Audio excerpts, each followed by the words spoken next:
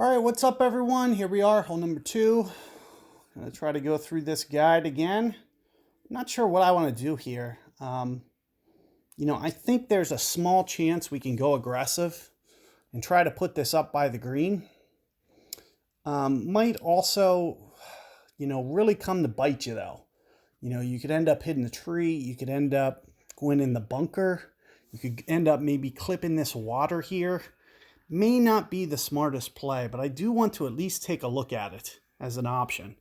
And it looks like I'm just a little bit short. I want it, if I could get up into here, this is the point that I really wanted to be able to get up into, this open point.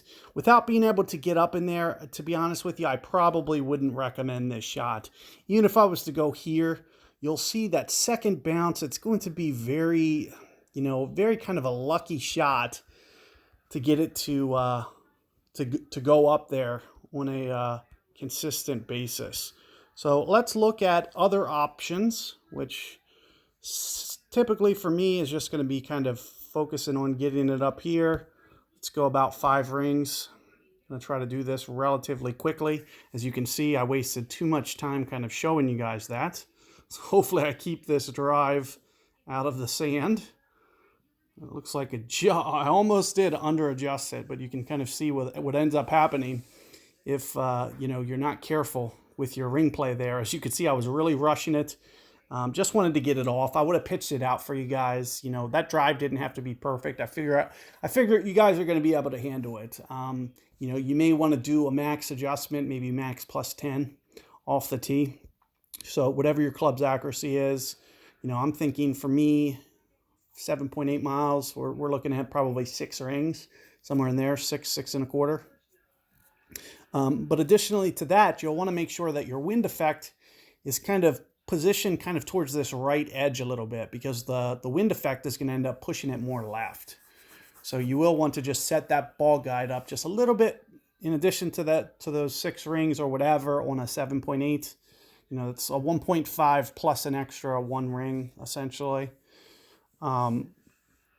So if you do that, you'll just want to kind of favor the right-hand side. It looks like my opponent here is kind of overcorrected.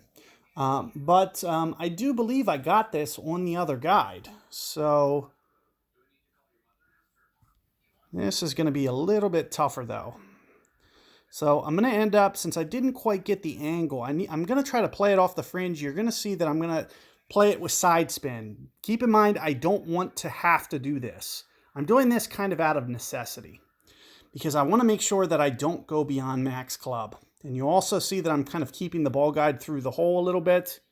And I'm going to need to kind of overcorrect here. I need to make sure that I have enough room for 7 rings here, at least. Maybe even 8. So I'm actually going to go essentially 1 per ring. And also keep in mind as to how I deflected that. Oh no, I didn't want a great ball. But also keep in mind, as I mentioned, that I'm kind of deflecting that ball guide off to the side. Oh man, I feel really bad because I wanted to at least show you guys what that looked like with a perfect ball, because I think it actually looked pretty good. You can see how it was coming in with a perfect ball. It landed right where we wanted on the fringe. That's one of the biggest keys. You gotta keep in mind that I'm doing an overplay. It's kind of more in line with the fact that the wind's kind of into the face. I know that the ball's going to end up kind of overplaying towards the max line. So I am doing kind of a 1 per ring as opposed to, what is that, 1.2 typically?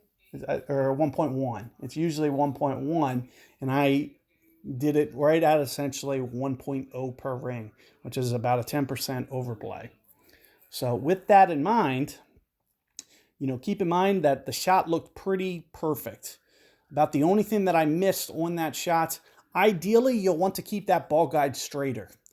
But I was a little bit worried that if I aimed at that one spot of the fairway, I may have gone beyond max club. So I had to be very careful not to club up. That's why I put that side spin. So if you can get a little bit better tee shot than I can, and you can get it up there and don't have to worry about going into the next club, try to keep that ball guide as straight. Instead of putting side spin, try to keep it as tight as you can.